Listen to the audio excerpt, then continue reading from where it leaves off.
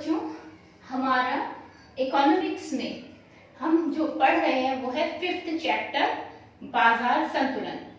इसके बारे में जो नोट्स थे वो मैं आपको सेंड कर चुकी हूँ, भेज चुकी हूँ। अब आपको समझना है कि बाजार संतुलन है क्या। ठीक है, तो इसका स्टार्टिंग करते हैं, शुरू से हम लोग इसको समझने की कोशिश करते हैं। सबसे पहले हम समझते हैं कि संतुलन कीमत क्या चीज होती है। ठीक है, तो संतुलन कीमत किसे कहते हैं, देखो इसको समझने के लिए सबसे पहले आपको मेरे ये दो ग्राफ देखने होंगे। ठीक है, ये कौन सा ग्राफ है आपका, ये है आपका जो सबसे पहला ग्राफ मैंने बनाया है, ये है मेरा मांग वक्र। ठीक है, मांग का ग्राफ, तो मांग आप लोग जानते हैं। अब ये है पूर्ति वक्र। तो मैं पहले इन दोनों वक्र के बारे में आपको, हालांकि पहले आप पढ़ चुके हैं, फिर भी थोड़ा आइडिया दे देती हूँ। मांग वक्र होता है हमारा जब उपभोक्ता जिसको सामान इस्तेमाल करना है, जो वस्तु को खरीदेगा, ठीक है, तो वो उसको कितनी वस्तु खरीदनी है इस आधार पर अपनी डिमांड रखता है। ठीक है ना, तो बाजार में एक मांग उत्पन्न होती है कि हमें भाई ये वस्तु जो है इतनी चाहिए। जैसे अगर एक बाजार है और वहां पर 500 उपभोक्ता हैं और 500 उपभोक्ता कहते हैं कि भाई हमें 10-10 कुंटल गेहूं चाहिए। ठीक है, तो एक उपभोक्ता को 10 क्विंटल गेहूं चाहिए, ठीक है, दूसरे को भी 10 चाहिए। अब जरूरी नहीं है दूसरे को 10 की जगह 8 भी हो सकता है, 6 भी हो सकता है, 12 भी हो सकता है, 15 भी हो सकता है। तो अलग अलग उपभोक्ताओं को जितनी जरूरत है गेहूं की, अगर वो टोटल हम जोड़ लें तो कुल कितनी जरूरत गेहूं की है बाजार में वो निकल आएगा, और वो क्या कहलाएगी, मांग, कि उपभोक्ता ने कितने गेहूं की मांग की है। आगे समझ में, तो ये हो गया हमारा मांग वक्र। ठीक है, मांग वक्र क्या बताता है कि अलग अलग कीमत पर कितनी कितनी मांग उपभोक्ता को चाहिए। ठीक है, ठीक है, वस्तु कितनी कितनी उसकी मांग है, तो ये मांग वक्र दर्शाता है। मांग वक्र में हमेशा कीमत का उल्टा ही होता है। ठीक है, ये हम पहले भी पढ़ चुके हैं कि जो मांग वक्र है वो एक ऋणात्मक वक्र होता है, उल्टा होता है। जब कीमत ज्यादा होगी, ठीक है ना, कीमत बहुत हाई होगी तो हम वस्तु की कम डिमांड करते हैं। उपभोक्ता वस्तु की डिमांड क्या करता है, कम करता है। ये चीज कम दिखाई दे रही है ना आपको, ये इसका कितना कम है और ये इसका कितना ज्यादा है। तो कीमत ज्यादा होगी, P फॉर कीमत, Q फॉर मात्रा। ठीक है, जितनी वस्तु की आवश्यकता है, तो वस्तु की मात्रा में कम चाहिए होती है अगर कीमत ज्यादा होती है, और कीमत अगर हमारी कम होती है, देखो यहाँ कितनी सी कीमत है, ठीक है, और इतनी कीमत पे हमें मात्रा चाहिए ज्यादा। तो जब वस्तु की कीमत कम होगी तो उपभोक्ता अधिक वस्तु खरीदने के लिए प्रेरित होगा, और जब वस्तु की कीमत ज्यादा होगी तो उपभोक्ता उसकी कम मात्रा खरीदने के लिए प्रेरित होगा। आगे समझ में, तो मांग वक्र उल्टा चलता है। ठीक है, कीमत ज्यादा तो मात्रा कम, कीमत कम तो मात्रा ज्यादा। जो पूर्ति वक्र है, पूर्ति वक्र किसके लिए होता है, वो होता है उत्पादक के लिए या फर्म के लिए। जो भी फर्म या उत्पादक उस वस्तु का उत्पादन कर रहा है, ठीक है, वो उत्पादक जितनी मात्रा उस वस्तु की बाजार में बेचने के लिए प्रस्तुत कर रहा है वो उसकी पूर्ति कहलाती है। ठीक है ना, जैसे उपभोक्ताओं ने तो आपके हर, जैसे मैंने फॉर एग्जांपल कहा था कि 10 उपभोक्ता हैं और 10 उपभोक्ताओं ने आपके, मान लीजिए वो 100 उपभोक्ता है, 100 उपभोक्ताओं ने आपके 10-10 क्विंटल की डिमांड की है। ठीक है, हर उपभोक्ता ने, तो कुल मिलाकर हमारी 100 × 10 यानी कि 1000 यानी 1000 कुंटल गेहूं की आवश्यकता हुई बाजार में, और वो कहलाएगी मांग, बाजार की मांग। अब जितने गेहूं पैदा करने वाले उत्पादक हैं, ठीक है, जो बाजार में उसे बेचने के लिए प्रस्तुत करेंगे, उन उत्पादकों ने भी, उनकी संख्या भी मान लीजिए 100 है और उन्होंने भी 10-10 क्विंटल उगाया गेहूं। ठीक है, तो 1000 क्विंटल वो बाजार में रखेंगे अपना बेचने के लिए। ठीक है, बात समझ आ गई। तो जितनी भी मात्रा बाजार में बेचने के लिए उत्पादक प्रस्तुत करता है बाजार में कि मैं इतनी मात्रा को बेचूंगा एक निश्चित समय में एक निश्चित कीमत पर, तो वो उसकी कहलाती है पूर्ति।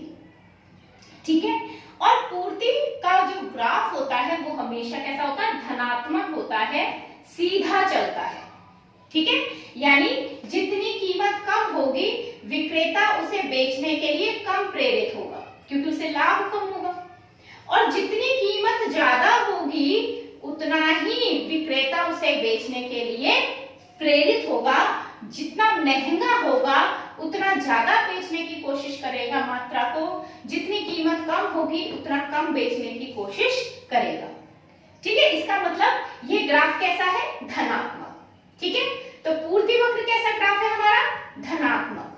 ठीक, और हमारा मांग वक्र कैसा है, ऋणात्मक।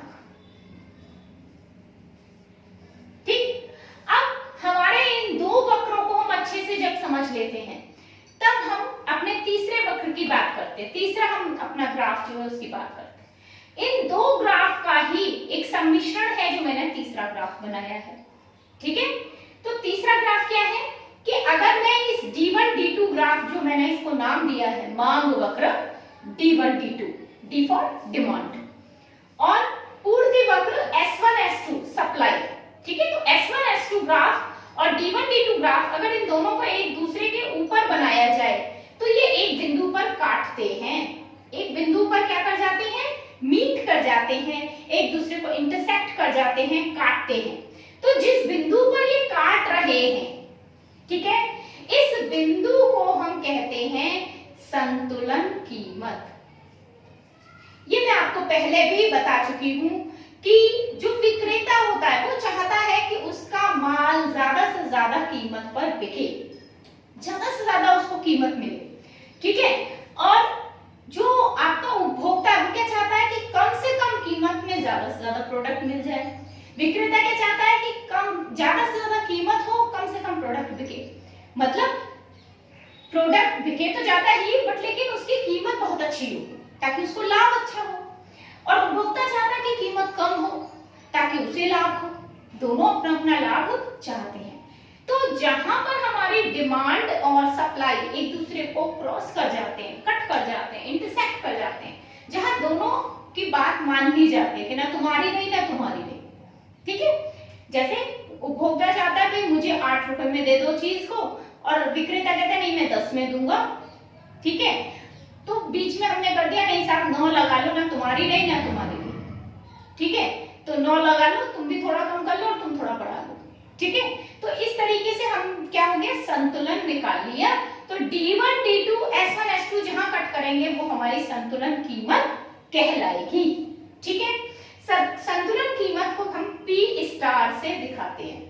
P के साथ एक स्टार बना देते हैं, नीचे बनाइए या ऊपर बना दीजिए, तो वो हमारा कहलाता है संतुलन कीमत। तो वास्तव में संतुलन कीमत क्या है, संतुलन कीमत वह कीमत है जिस पर किसी वस्तु की बाजार मांग उसकी पूर्ति के बराबर होती है। ठीक है, जितनी बाजार में मांग है उतनी ही उस वस्तु की पूर्ति हो रही है, ऐसी कीमत को हम संतुलन कीमत कहते हैं। वास्तव में किसी वस्तु की कीमत निकाली ही ऐसे जाती है कि हम मांग वक्र को पूर्ति वक्र से क्रॉस करते हैं, कट करते हैं, जिस बिंदु पर वो कट कर जाती हैं वह उसकी कीमत होती है, और उसी को हम संतुलन कीमत कहते हैं। ठीक है, अब संतुलन मात्रा क्या है। ठीक है, संतुलन मात्रा जिस बिंदु पर कट किया था, आपने अगर इधर की तरफ ड्रॉ की एक लाइन, एक परपेंडिकुलर एक लंब इधर डाला तो ये कीमत निकल आई, क्योंकि ये कीमत की लाइन है।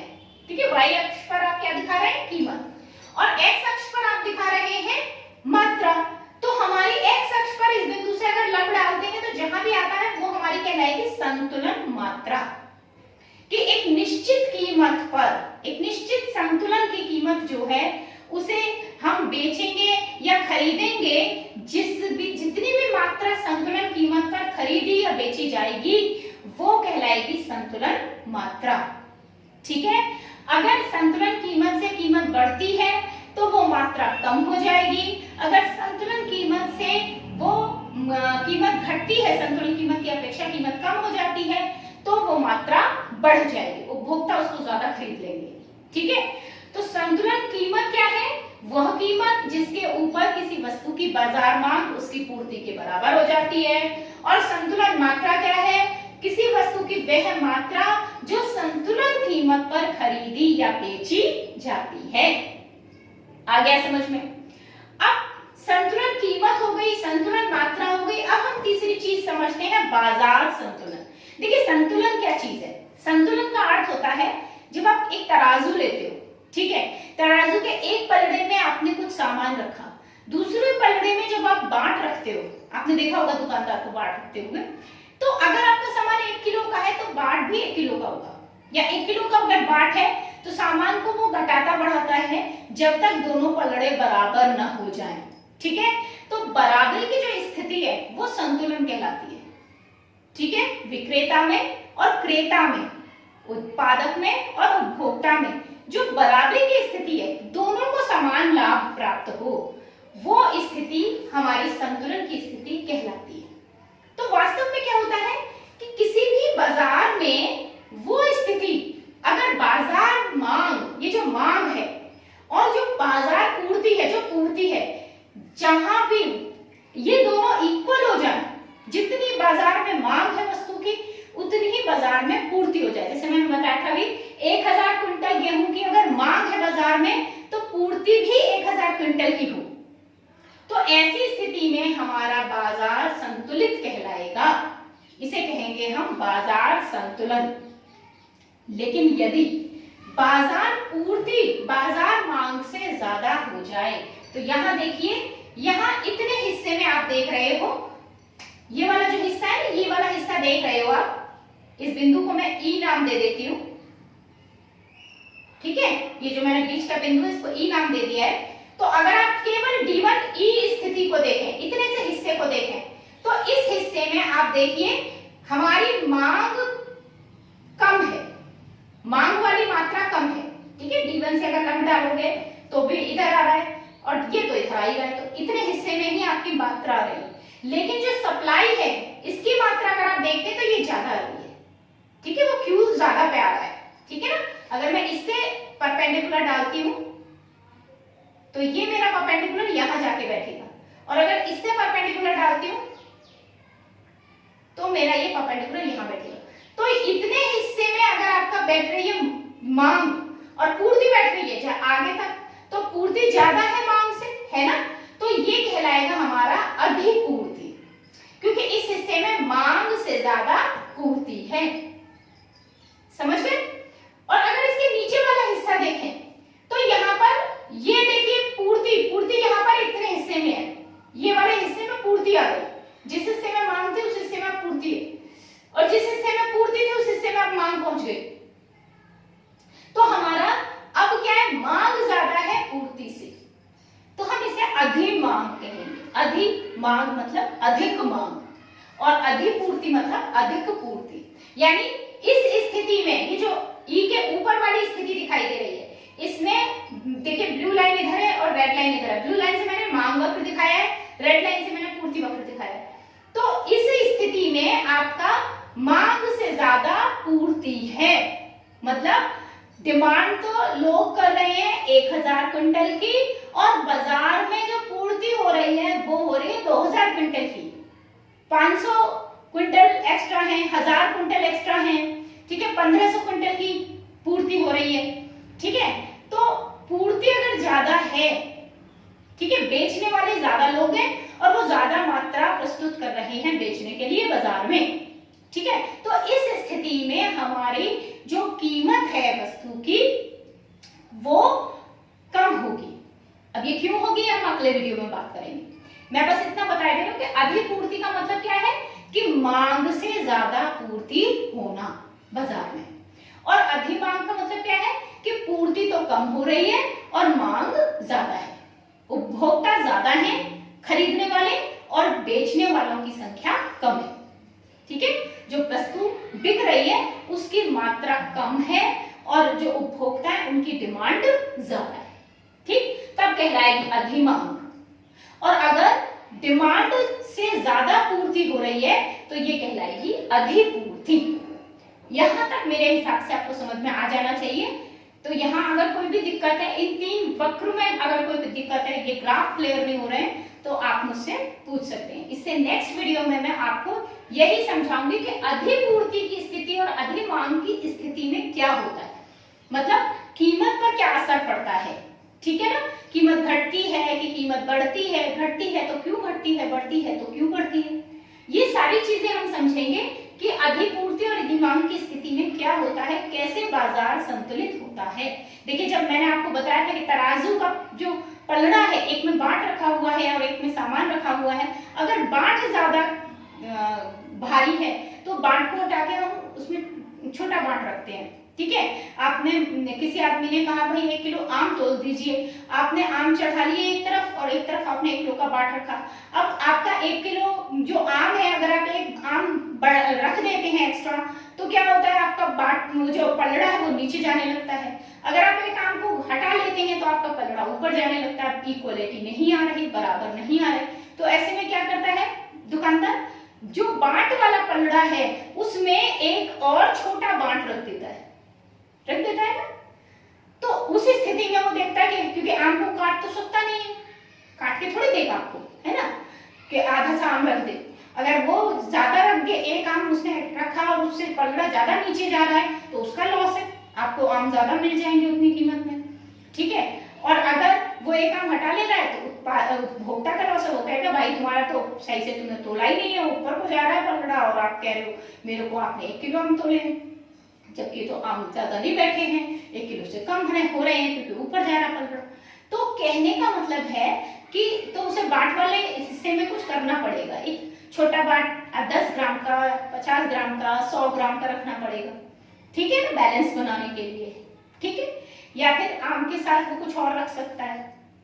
ठीक है, आम के साथ और भी कुछ अगर बेच रहा है तो थोड़ा सा वो डाल दिया कि ताकि बैलेंसिंग आ जाए। तो व्हाटएवर ही डू, वो जो भी करे वो आपका बैलेंसिंग करेगा। ठीक, तो ऐसे ही हमारे बाजार में भी संतुलन की स्थिति लाने के लिए या तो कीमत कम होती है या कीमत ज्यादा होती है, जिससे उपभोक्ता उस वस्तु को खरीदे, कम या ज्यादा। तो क्या होता है, कैसे होता है, ये हम अपने नेक्स्ट वीडियो में समझेंगे। आज के वीडियो में आप पहले इसे अच्छे से समझ लीजिए, क्योंकि जब तक ये समझ में नहीं आएगा तब तक आपको अगला नेक्स्ट वीडियो भी समझ में नहीं आएगा। और अगर कोई प्रॉब्लम है तो आप मुझसे पूछ सकते हैं। Thank you.